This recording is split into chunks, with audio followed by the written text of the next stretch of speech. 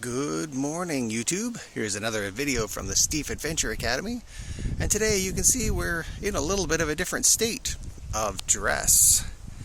Yes, we're out enjoying the wilds of Albert County, but we're doing it in a way to lose the COVID-19. Now, of course, people will be asking immediately, what do you mean by that? Did you catch the vid? No, of course not. But if you've heard of the Freshman 20, you've definitely heard of the COVID-19. And so, I'd like to get a better look at my belt, so we're out seeing if we can shed a few by getting the bicycle going. Well, I've been talking about doing a review for you of this little gem, the Cold Steel Leatherneck. This is the mini Leatherneck, and it seemed like today would be a great day, although I'm a little overexposed, to get that done. So, high points. Well, it is a great little fixed blade. The handle is a reasonable size insofar as you can pretty well get all of my medium hand fingers on it. We did make some modifications, of course. We did all but Scandi out the edge, or convex out the edge. I also polished the edges of the guard because I just liked how that looked a little bit better. And we've been carrying it as part of our everyday carry. Clearly it's not an everyday carry because that may not make the cut, but we've been carrying it every day in an effort to see what sort of configuration might work and whether or not it's a really viable piece. So we've carried it as neck knife, we've carried it scout carry, we used a piece of paracord to generate belt loops that would allow us to scout carry and also regular belt carry. And then we've also added, I've added belt loops so that it'll dangle a little bit. We did the belt loops initially with some belt weight leather, thanks to one of our subscribers, Nixonette, for that jacket weight leather. It was really thin, it was really nice next to the body, mosquito, really nice next to the body, but it made the knife quite floppy. It would flop around quite a bit. There's not a lot of weight there because it is light enough that you could wear it as a neck knife, and we did that for a couple of weeks. But it does tend to flop around a little bit. So we upgraded to a much thicker belt weight leather, and that seemed to clear up that issue altogether. So it hangs really nicely. The scabbard is always in the upright position so you can put the knife back in. Things to note. Well, it's not a super steel, let's be honest. This one is 8CR, let me get this right, 8CR 13 MOV. It is a really nice steel, and as always, as you would expect, Cold Steel does a great job with the heat treat.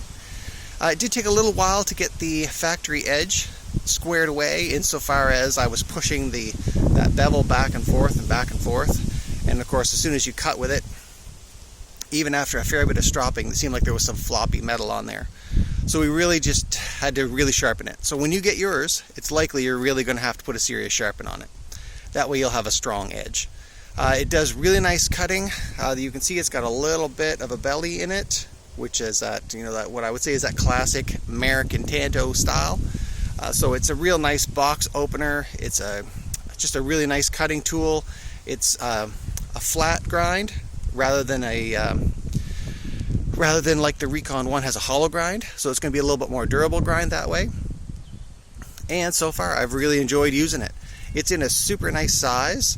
It doesn't carry quite as nice as a folder, and of course once you've got a Recon 1 in your pocket, everything else has got to stand up to that standard. So that's really tough. It's a tough standard to stand up to, and it's a tough standard to maintain. But the mini Leatherneck is a great little piece. I actually really enjoy carrying it, particularly around the campsite. It's so nice to have a real fixed blade, something you don't have to worry too much about.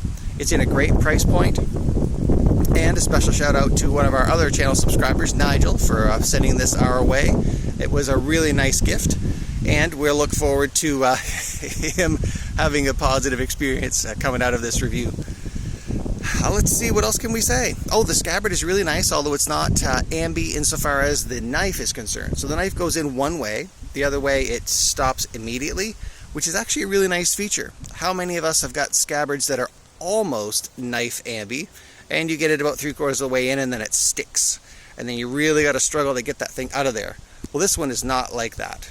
It stops right away because the tip's going the wrong way. The other thing that's nice about the Scabbard is, although it is of the Secure-X variety, it doesn't grip the blade. It grips the hilt or guard.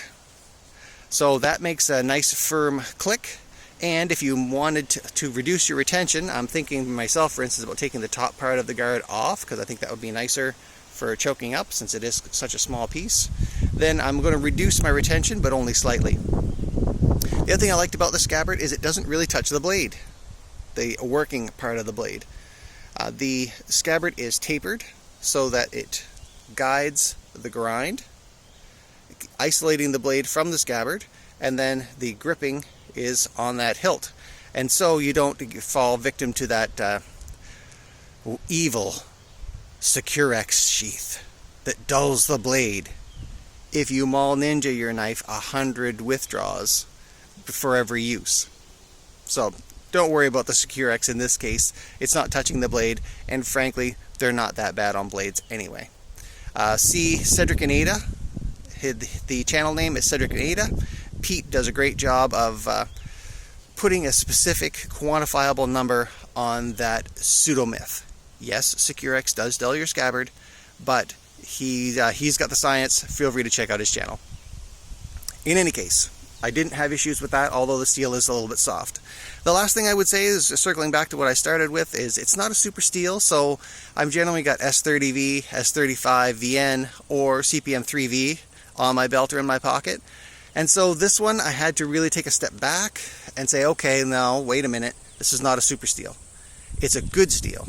It's a great little knife, but it's not going to do thousands and thousands of cuts without needing to be touched up, which, if you're like me, is a great thing. Who doesn't like to sharpen their knife? So, all in all, super nice package, great price. It was a beautiful gift from one of our subs, and we're really hoping that you all, when you try it, that you'll have a thumbs up as well. I guess the last thing I should say is it comes in a clip point and also a spear point. So if you're not a Tanto Tuesday kind of guy, that's cool. There's lots of options for you as well. After all, everyone's allowed to be wrong once in a while. Just kidding. Thanks a lot for taking the time to check out our videos, and I hope that you'll subscribe to the channel. We really enjoy that part. But also jump into the comment section and feel free to be critical if you like. Keyboard cowboys are welcome. And we'd be delighted to hear anything you have to add to the conversation, particularly if it's positive and helpful to the community. In every day and in every way, we hope you have a wonderful day and stay sharp. Bye now.